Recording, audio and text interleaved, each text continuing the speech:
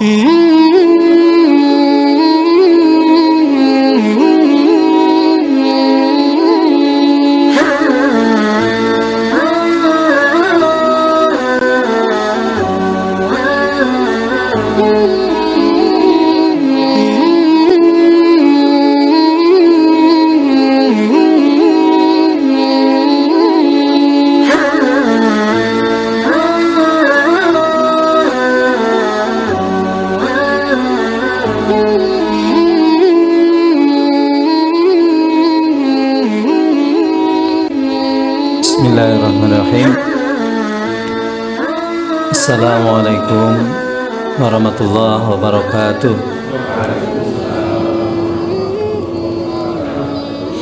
Innal hamdalillah alhamdulillahilladzi khalaqal mauta wal hayata liyabluwakum ayyukum ahsanu amala. Asyhadu an la ilaha illallah wahdahu la syarikalah wa asyhadu anna Muhammadan abduhu wa rasuluhu alladzi la nabiyya ba'da. Allahumma shalli ala sayyidina Muhammadin wa ala alihi wa sahbihi wa man wala. Alhamdulillah, puji dan syukur kita senantiasa kita panjatkan kehadirat Allah Subhanahu wa taala, Rabb sekalian alam yang telah memberikan kepada kita sekalian berbagai kenikmatan yang tiada terbilang, termasuk nikmat kita yang diberikan oleh Allah SWT, nikmat iman, nikmat Islam, nikmat ukhuwah, dan berbagai kenikmatan lain, termasuk kenikmatan kesehatan dan hadirnya kita di tempat ini yang tentu senantiasa mengharapkan keridhaannya insyaallah. Salawat dan salam semoga senantiasa terlimpah curah kepada junjungan kita sekalian, Nabiyana wa Habibana wa Maulana Muhammad sallallahu alaihi wasallam, juga para keluarganya, para sahabatnya dan seluruh umatnya yang senantiasa mengikuti sunnah-sunnahnya dan meneruskan risalahnya hingga akhir zaman nanti, termasuk kita di dalamnya insyaallah. Bapak dan Ibu jamaah salat subuh Masjid Uswatun Hasanah yang dimuliakan oleh Allah SWT,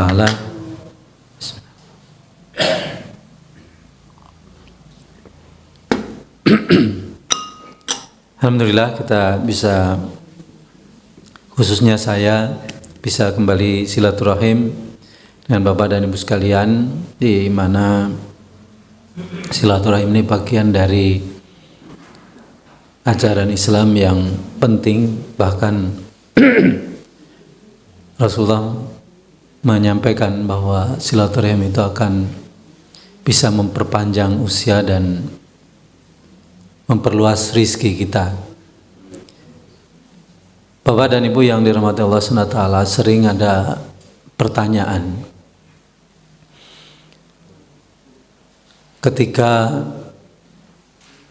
hari ini kita memasuki tahun 2024 di mana sudah 100 tahun umat Islam pada kondisi yang terombang-ambing sehingga menjadi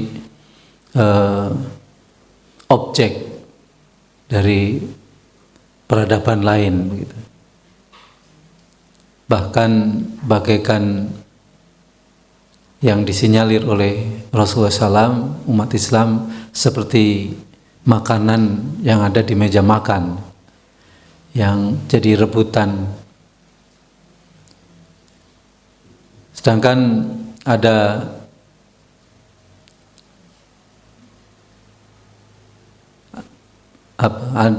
kabar yang diberikan oleh Rasulullah SAW bahwa setiap 100 tahun itu akan ada pembaharu atau mujaddid. Sejak runtuhnya kekhalifahan Turki Utsmani, umat Islam dipecah-pecah gitu, Bahkan wilayahnya pun juga dibagi-bagi. Kalau kita lihat di peta itu batas negara itu bisa lurus gitu ya. Di Afrika itu batas negara itu lurus gitu. Jadi terlihat betul bahwa wilayah umat Islam itu dibagi-baginya itu di meja gitu. Jadi ada peta digaris pakai mistar begitu ya. Nah, ini wilayah Aljazair, ini wilayah Maroko, ini wilayah ini. Jadi seperti itu. Dan hari ini kemudian disekat-sekat sehingga nasionalisme sempit itulah yang kemudian membatasi bagaimana sebuah negara Palestina yang ada di tengah-tengah negara Arab, negara yang memang spirit Islamnya dari sejak zaman Rasulullah SAW itu luar biasa, tapi kemudian tidak mendapatkan pembelaan yang signifikan dari negara-negara Arab gitu. Nah, keterpurukan selama 100 tahun terakhir, walaupun sudah dimulai dari sebelum 1924 ya, sesungguhnya 1924 itu adalah puncak dari hancurnya tatanan peradaban Islam gitu. Setelah sebelumnya ratusan tahun kepemimpinan di dalam Islam itu berlanjut walaupun terdapat pasang surut begitu ya. Kita lihat bagaimana sejak Islam dibawa oleh Rasulullah SAW, kemudian ketika setelah hijrah ke Madinah, kemudian Islam menjadi kekuatan yang kuat di Jazirah Arab, dan kemudian oleh para sahabat Khulafaur Rasyidin diperluas lagi oleh Bani Umayyah, lebih luas lagi, Bani Abbasiyah lebih kuat lagi, dan kemudian dilanjutkan oleh Turki Utsmani, dan itu berakhir di 1924. Bapak dan Ibu yang dirahmati Allah SWT, nah banyak pertanyaan bagaimana kemudian umat Islam ini bisa bangkit lagi gitu. Lalu dibuatlah kajian tentang bagaimana bangkitnya peradaban. Orang Barat memiliki banyak teori. Salah satu teori yang paling terkenal itu adalah teori the clash of civilization ya. Benturan peradaban. Ada teori lain konstruktivisme, ada teori lain macam-macam lah. Bapak dan Ibu yang dirahmati Allah SWT, ada pula kajian yang kemudian ingin melihat apa faktor-faktor atau syarat-syarat sebuah kebangkitan, terutama kebangkitan peradaban, atau mungkin bisa juga diperkecil kebangkitan sebuah kelembagaan dan lain sebagainya. Bapak dan Ibu yang dirahmati Allah SWT, dari kajian itu bisa diambil ternyata ada 5 hal, ada 5 syarat sehingga sebuah lembaga, sebuah peradaban bahkan itu berhak untuk mendapatkan kemenangan.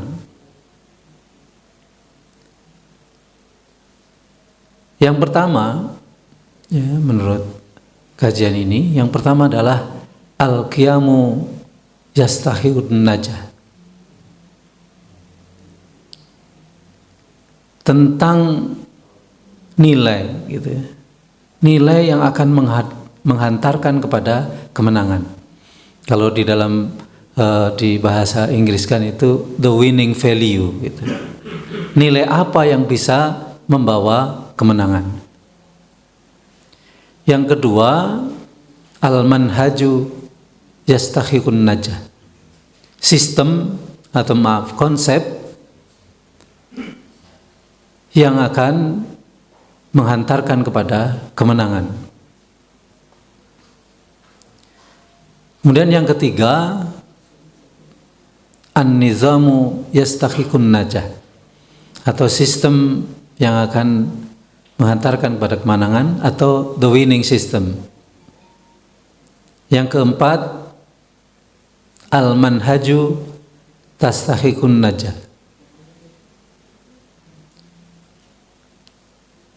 tim atau jamaah atau organisasi yang akan menghasilkan kemenangan, atau the winning team.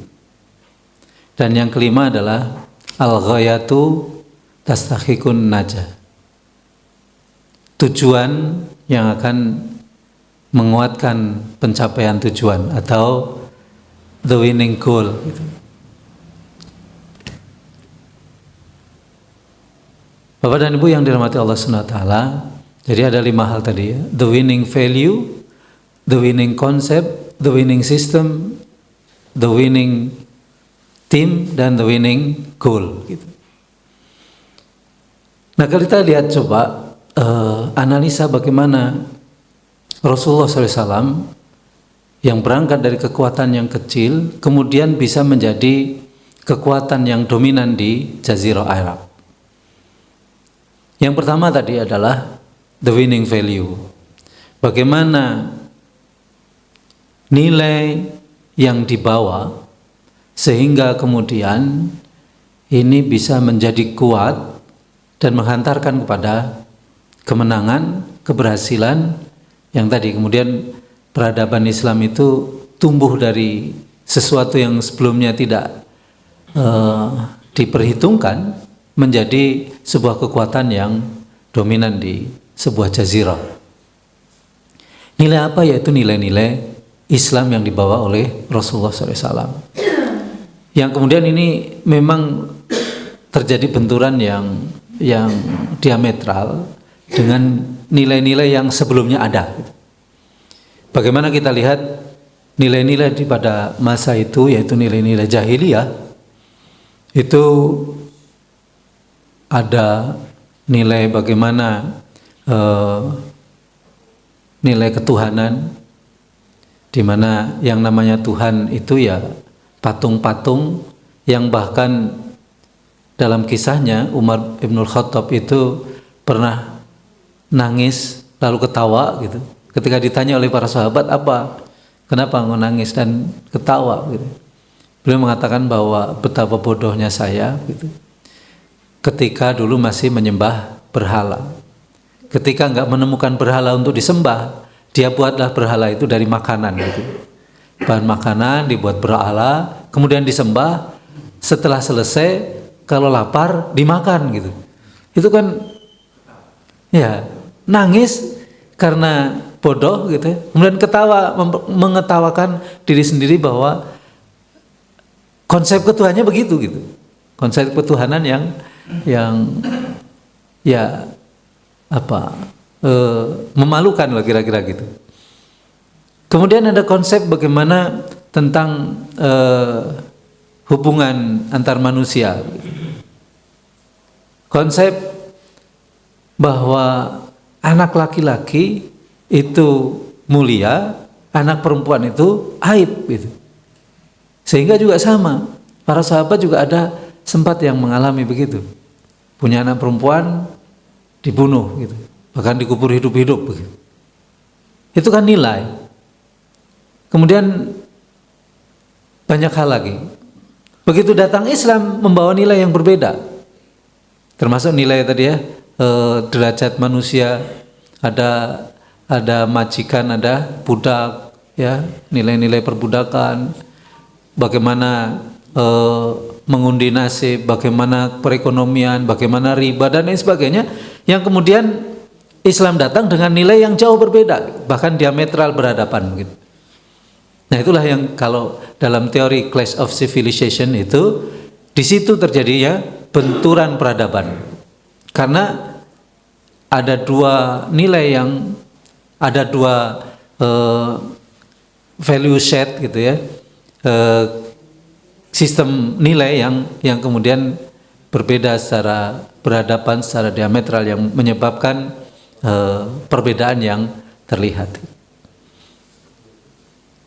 Dan nilai-nilai yang dibawa oleh Islam itu kemudian diterima awal-awalnya oleh kaum marginal gitu.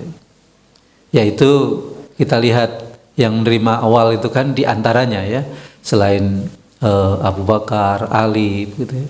Yang nilai-nilai awal ini yang menerima adalah siapa? Bilal ya, budak gitu. Terus kemudian siapa itu anaknya Yasir teh. Kemudian kita lihat banyak kalangan bawah yang kemudian menerima nilai ini karena merasa bahwa nilai yang dibawa oleh Islam, dibawa oleh Rasulullah SAW adalah nilai-nilai yang mengakomodir semua kalangan. Di mana nilai zaliyah itu kalau sudah level atau kastanya kasta rendah, apalagi budak, itu sudah nggak ada nilainya gitu manusia. Sehingga kemudian nilai ini berkembang dan diterima secara universal gitu. Nah ini pertama, kenapa nilai itu kemudian bisa menang dihadapkan dengan nilai yang lain gitu, value yang lain gitu. Yang kedua, tadi kita sudah sampaikan, kita bahas bahwa yang kedua adalah al-manhaju tastahiqun najah. Ya. The winning concept. Bagaimana konsep Islam tentang banyak hal. Misalnya konsep tentang kepemimpinan. Konsep tentang kenegaraan. Konsep tentang militer. Konsep tentang ekonomi. Konsep tentang segala macam yang kemudian kita tahu ketika setelah hijrah Rasulullah dan para sahabat dari Mekah ke Madinah itu berkembang. Ketika masih di Mekah, itu konsep yang ada itu tidak mampu berkembang dengan baik. Karena apa? Karena tekanan eksternal yang sangat kuat. Sehingga Rasulullah atas petunjuk Allah SWT berupaya untuk mengembangkan dengan mencari tempat yang subur untuk berkembangnya nilai dan konsep itu. Dimulailah dengan hijrah ke mana? Habasyah. Ternyata juga tidak terlalu mulus begitu ya, walaupun diterima sesungguhnya. Kemudian mencoba hijrah ke Taif yang ternyata perlawanannya juga luar biasa, yang akhirnya menemukan tempat tumbuh dan kembangnya sistem atau konsep Islam ini ketika di Yathrib, yang kemudian kita kenal dengan Madinah sekarang. Yang ketiga, tadi kita bahas adalah tentang an-nizam ya. An-nizamu yastahiqun najah atau the winning system. Bagaimana Rasulullah SAW kemudian membuat sistem yang teratur, terstruktur, terkonsep dan kemudian bisa dilaksanakan dengan baik. Mulai dengan pembentukan pribadi-pribadi yang berkualitas gitu. Dimulai dengan pembinaan sahabat-sahabat terdekat, kemudian membuat sistem pembinaan kelompok-kelompok begitu ya, yaitu kita paling kenal yaitu pembinaan di rumah Al-Arqam bin Abi Al-Arqam gitu ya. Kemudian di tempat-tempat lain ini, kalau di rumah Al-Arqam ini adalah semacam pembinaan intinya begitu ya, tapi pembinaan-pembinaan kecil di rumah-rumah juga berjalan. Kita tahu bagaimana kisah masuk Islamnya Umar ibnul Khattab.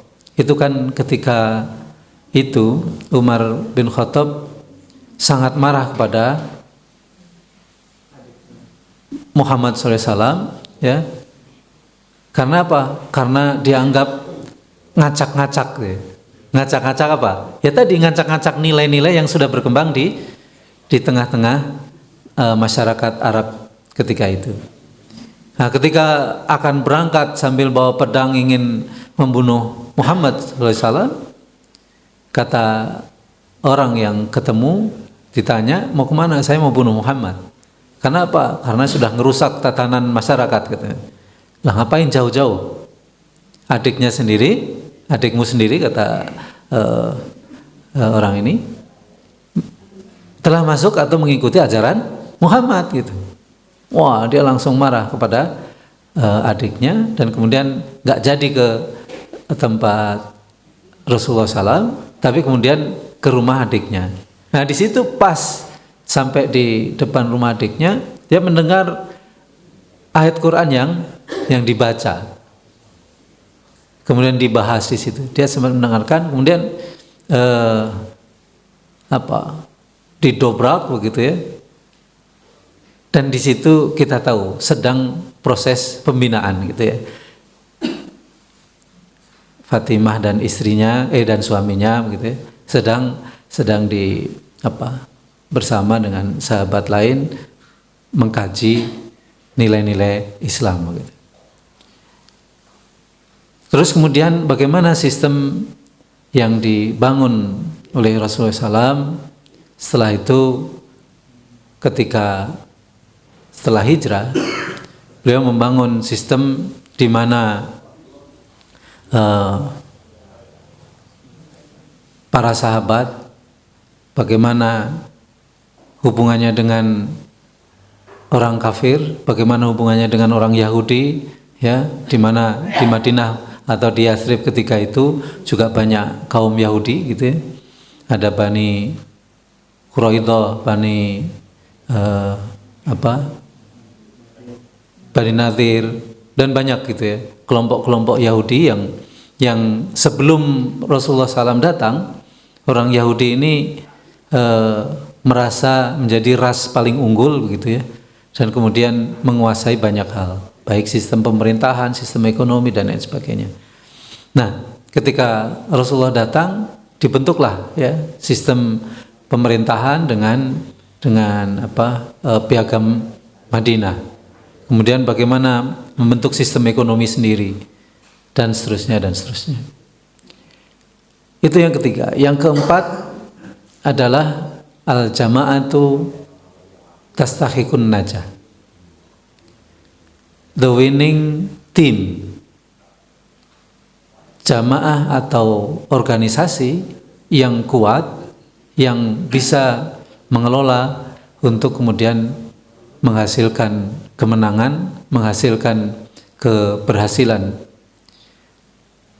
Rasulullah SAW dengan para sahabatnya membentuk sebuah organisasi atau tim yang sangat solid, di mana Rasulullah SAW kemudian dikelilingi oleh para sahabat-sahabat yang utama, gitu ya, Abu Bakar, Umar, Utsman, Ali, ya, kemudian ada dari sisi ekonomi ada Abdurrahman bin Auf, ada Khalid bin Walid dari sisi militer dan lain sebagainya. Itu luar biasa. Karena organisasi atau tim ini dibangun dengan nilai yang kuat. Jadi saling kait mengait. Kemudian yang terakhir adalah al-ghayatu tastahiqun najah. The winning goal. Tujuan yang akan menghantarkan kepada kemenangan. Bapak dan Ibu yang dirahmati Allah Subhanahu wa taala. Nah, tujuan inilah yang kemudian dalam banyak teori manajemen ya, itu menjadi titik sentral yang kemudian semua komponen itu mengarah kepada pencapaian tujuan ini.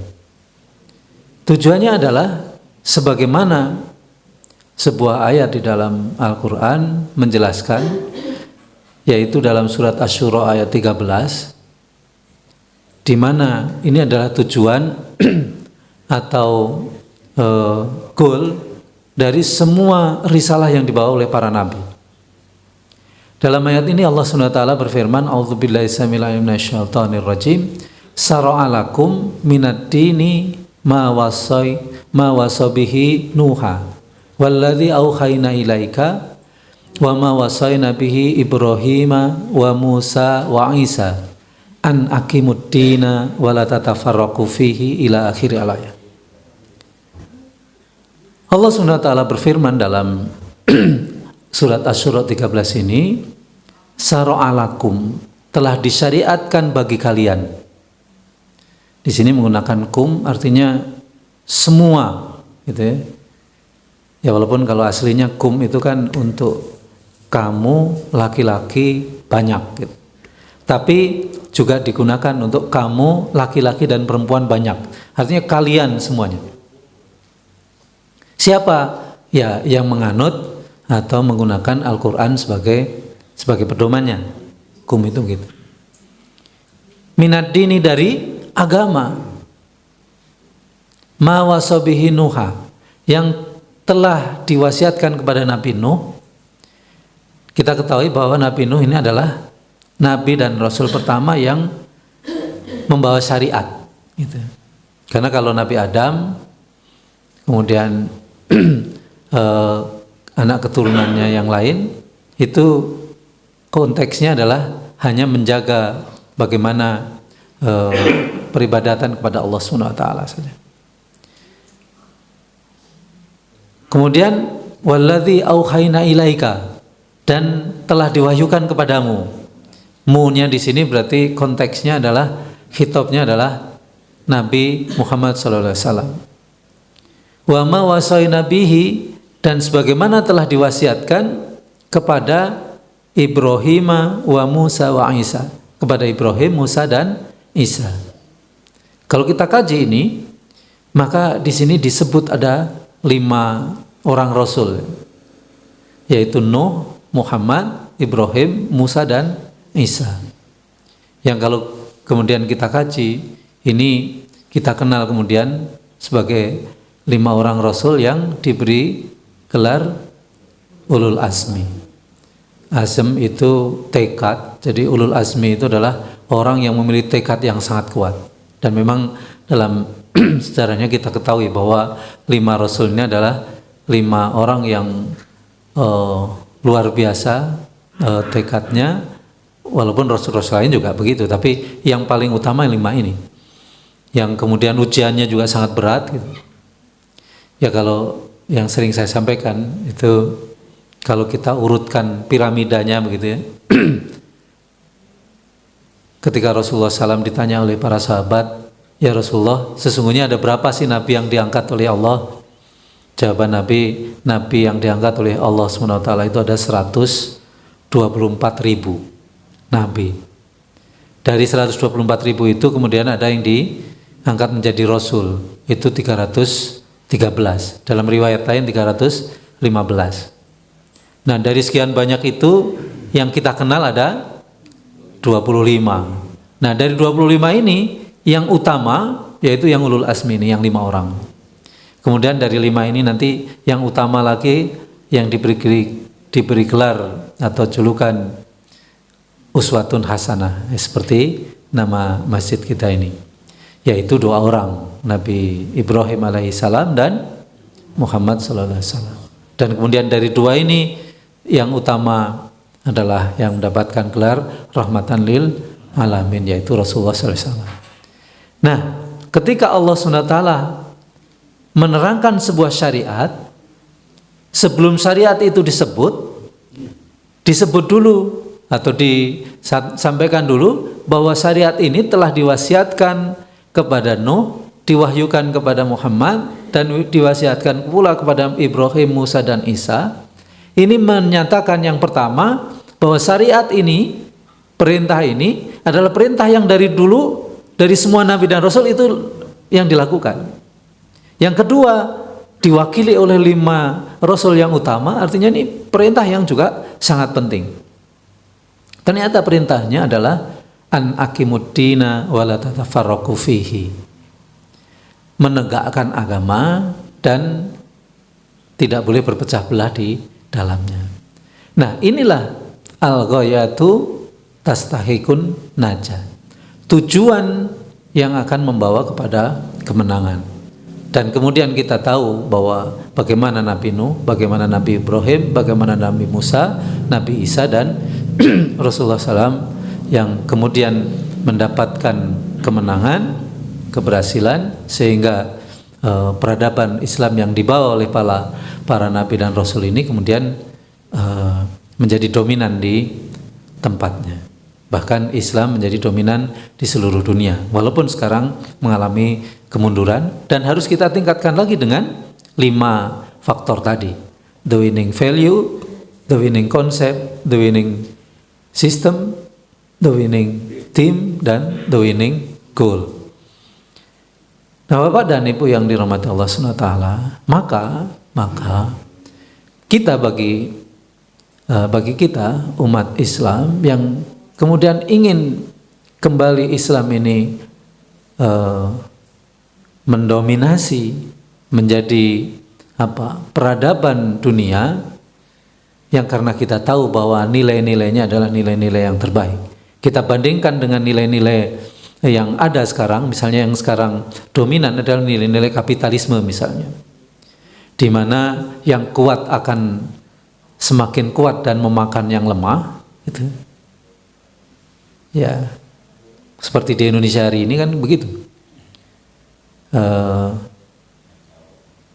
Bahkan dikatakan bahwa 10% penduduk itu menguasai 90% perekonomian di negara ini gitu.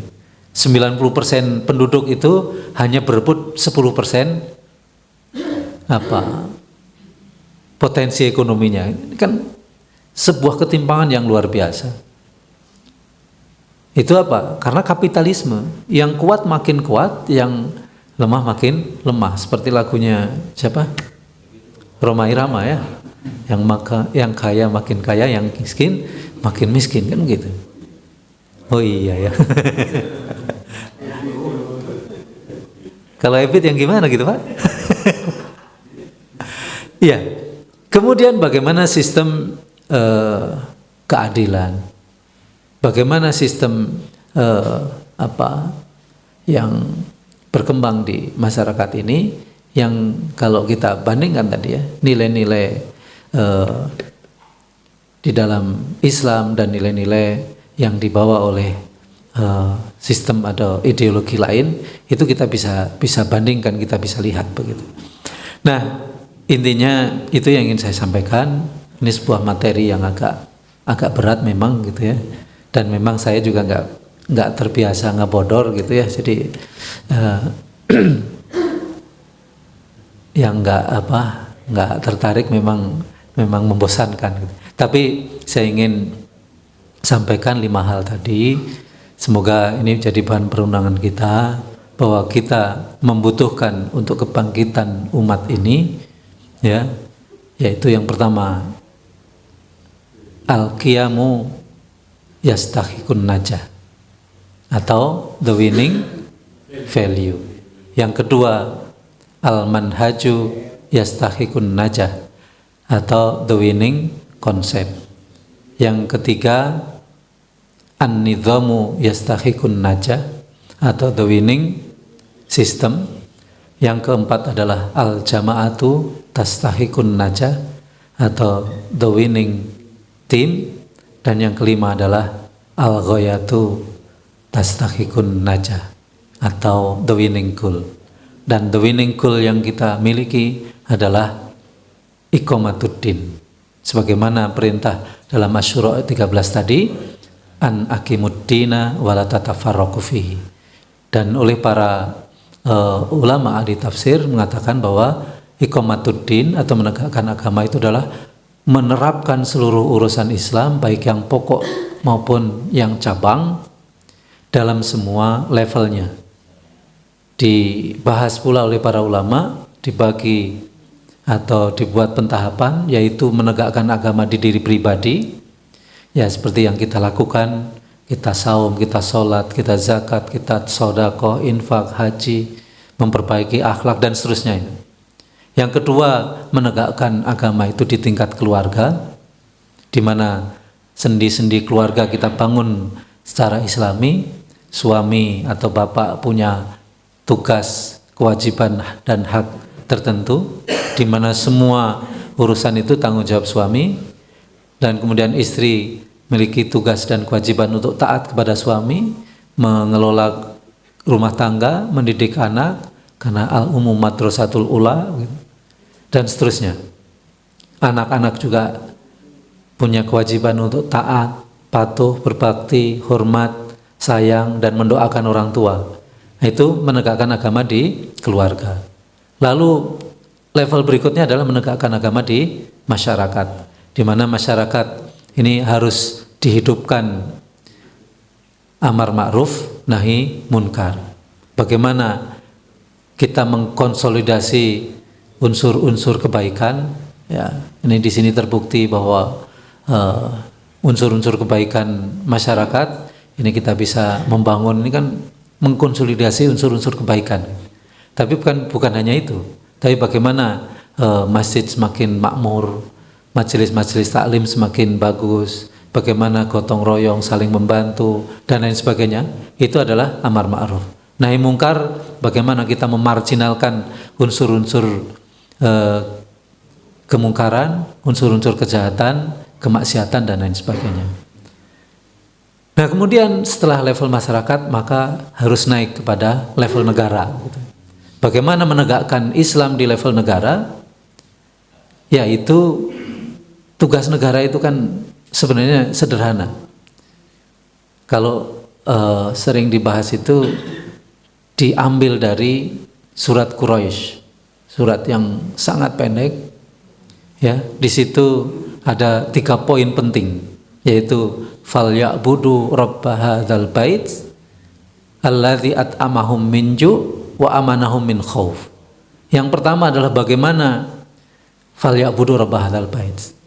Masyarakat suatu negara itu beribadah kepada Rabb-nya, kepada Allah Subhanahu wa taala. Artinya apa? Semua sistem nilai itu diajarkan dan ditanamkan pada masyarakat supaya beribadah kepada Allah Subhanahu wa taala.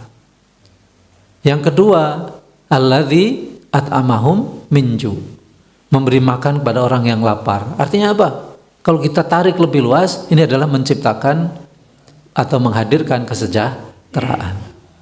Nggak boleh ada orang yang kelaparan, nggak boleh ada orang yang kemudian tidak punya tempat tinggal dan lain sebagainya.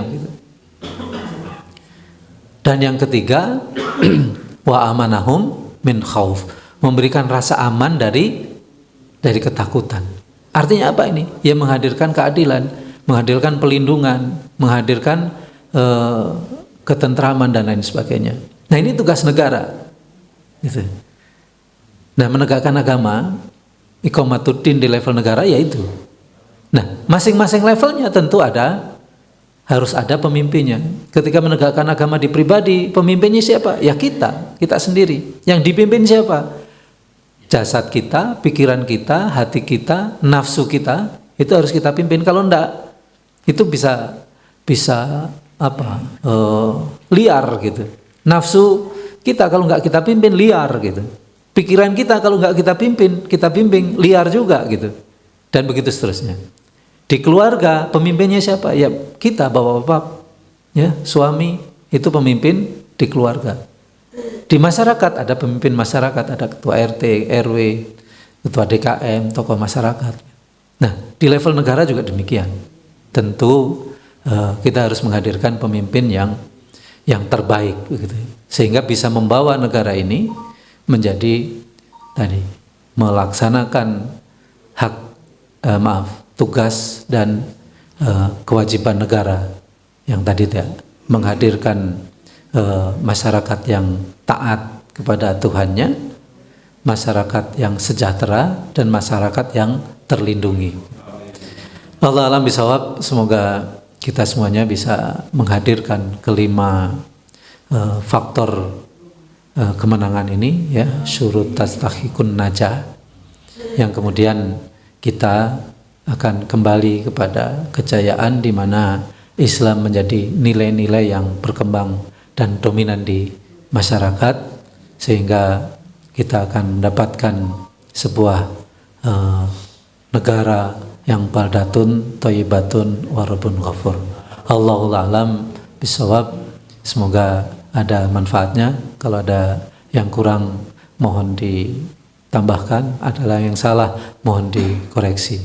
Barakallahu li wa lakum wa lakum minkum bila taufiq wal hidayah. Assalamualaikum warahmatullahi wabarakatuh.